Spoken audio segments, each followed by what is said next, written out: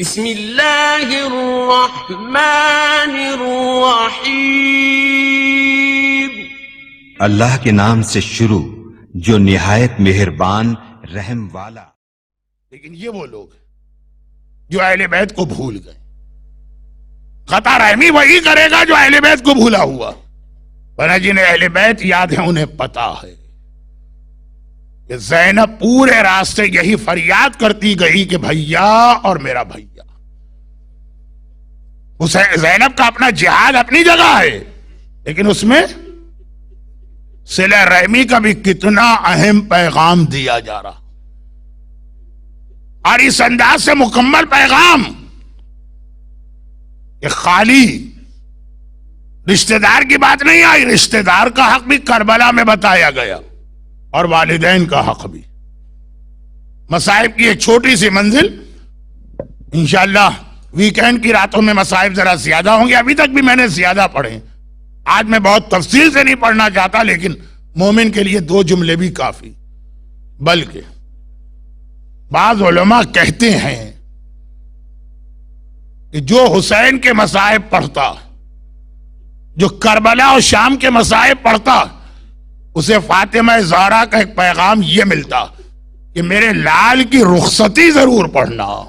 ہائے فاطمہ کے لیے کتنا مشکل مرحلہ تھا، جس حسین کو میں نے گرمیوں میں چکیاں پیس پیس کے پالا ہے، اب میرا وہ لال مرنے کے لیے مقتل جا رہا، اور حسین کی رخصتی میں یہ واقعہ آتا کہ ایک بار جب میرا آقا سب سے رخصت ہو گیا اور خیمے کے دروازے پہ پہنچا مقتل جانے کے لیے، تو دیکھا کہ دروازے پہ زینب کھڑی ہے۔ زینب پہ نگاہ پڑی، حسین نے پہلے تو 2 وہ جملے کہے جو آپ نے بہت سنے، اور انہی میں سے ایک جملے کو آج کے مصائب کا اختتام بنانا۔ پہلا جملہ یہ کہا کہ بہن زینب، نماز شب کے لیے جب کھڑی ہونا تو اپنے بھائی کو نہ بھولنا، میرا نام بھی نماز شب میں لینا۔ اور دوسرا جملہ یہ تھا کہ زینب، کتنا ہی مشکل وقت آ جائے کبھی بددعا کے لیے ہاتھوں کو نہ پھیلانا۔ زینب نے نماز شب میں تو بھائی کو اس طرح یاد کیا کہ زندان شام میں اگر زینب اتنی کمزور ہو چکی ہے کہ کھڑے ہو کے نماز نہیں پڑھ سکتی، بیٹھ کے نماز شب پڑھ رہی، مگر حسین کا نام ہر وقت زبان پر۔ اور دوسری نصیحت پہ بھی بڑے عجیب طریقے سے عمل کیا، مگر اس سے پہلے 2 وصیتیں کرنے کے بعد ایک بار زینب نے کہا بھیا تیری وصیتیں تو تیری بہن نے سن لی ہیں، اب بہن کی بھی ایک خواہش ہے، اور وہ یہ کہ اپنے گلے پر سے امامے کا یہ کپڑا تحت الحنک تو ہٹانا۔ حسین نے اپنے گلے پر سے امامے کا تحت الحنک ہٹایا، زینب نے بھائی کے گلے کو چومنا شروع کر دیا۔ بہن بھائی کے گلے کا بوسہ لے رہی ہے، حسین امام وقت ہے، مگر حیران ہو کر کہتے زینب اس وقت میرے گلے کا بوسہ کیوں لیا جا رہا؟ کہا بھیا تو نے اپنی وصیت مجھے پہنچائی، آج میں اماں کی وصیت پہ عمل کر رہی ہوں۔ جب اماں کا آخری وقت آیا تھا، مجھے بلا کے کہا تھا زینب کربلا میں فاطمہ سامنے نہ ہوگی، میرے اس لال کے گلے کا بوسہ لینا جس پر قاتل کا خنجر چلے گا، بھائی اتنا سننا ہے۔ حسین کہتے ہیں زینب اور ذرا تم بھی اپنے شانے پر سے چادر تو ہٹانا۔ بہن نے چادر ہٹائی، اب حسین جھکا، بہن کے بازو کا بوسہ لینا شروع کیا۔ زینب نے گھبرا کے کہا بھیا یہ بازوؤں کو چومنے کا کون سا وقت ہے؟ کہا کہ یہ حسین نہیں، علی کی وصیت پہ عمل کر رہا ہوں۔ 21 رمضان بابا نے مجھے بلایا تھا اور کہا تھا حسین میں کربلا میں نہ ہوں گا، میری زینب کے ان بازوؤں کو چومنا جس میں رسیاں باندھ کر میری زینب کو کوفے اور شام میں قیدی بنا کے لے جایا جائے۔ مگر عزادارو، قیدی بننا اپنی جگہ ایک مرحلہ، اس سے زیادہ شمر کا انسلٹنگ انداز دیکھیے۔ زینب قیدی بن گئی، زینب قیدی بن کے چلی، کوفہ شہر کے قریب پہنچی۔ کوفے کے 7 دروازے، 2 دروازے تو بہت قریب ہیں، شمر زینب کو اس دروازے سے لے کے جا رہا ہے، اللہ اللہ، جنہیں زینب کے رتبے کا پتا ہے وہ یہ جملہ سمجھیں گے.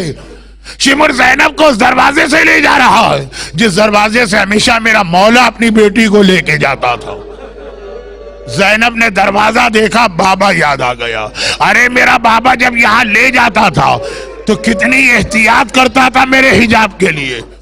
ہم مدینے سے اتنا دور سے چل کے آتے ہیں، کوفہ شہر سامنے ہے.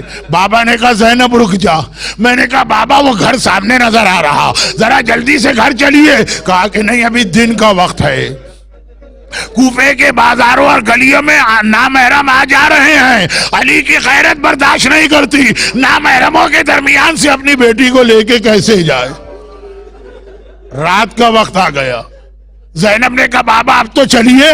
علی لے کے چلے مگر کتنی احتیاط کی. زینب نقاب صحیح پڑی ہے نا، اس چادر صحیح بندھی ہے نا، ایسا تو نہیں ہوا چلے اور کپڑا ہٹ جائے. یہ علی زینب جیسی بیٹی سے کہہ رہا. علی کو معلوم ہے میری زینب مر جائے گی، حجاب میں کمی نہ کرے گی، مگر علی کی غیرت ہے، بار بار بیٹی کو منع کر رہے.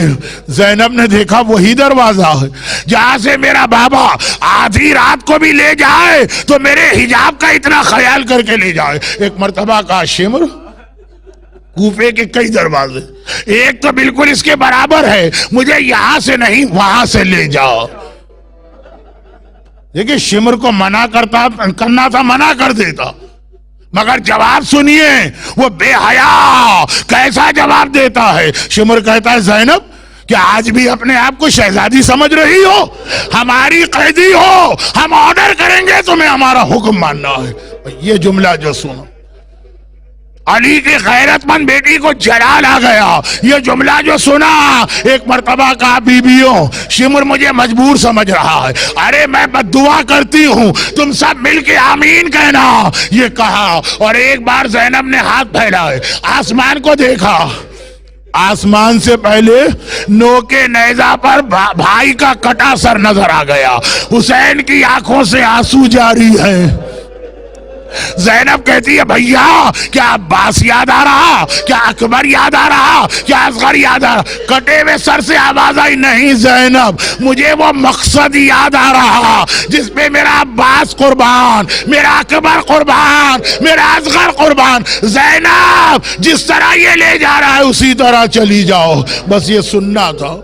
زینب نے ہاتھ نیچے کیے، آواز دی ہے کلثوم و رقیہ، اے رباب و لیلا اب میں بد دعا نہیں کرتی ہوں، میرا بھیا منع کر رہا ہے مگر میرا دل کہتا ہے بد دعا تو نہ کی. مڑ کے نجف کو دیکھا ہوگا، آواز دی ہوگی بابا یا علی مدد، اپنی زینب کی مدد کو آئیے، بے مقنع و چادر کے نامحرموں کے در میں.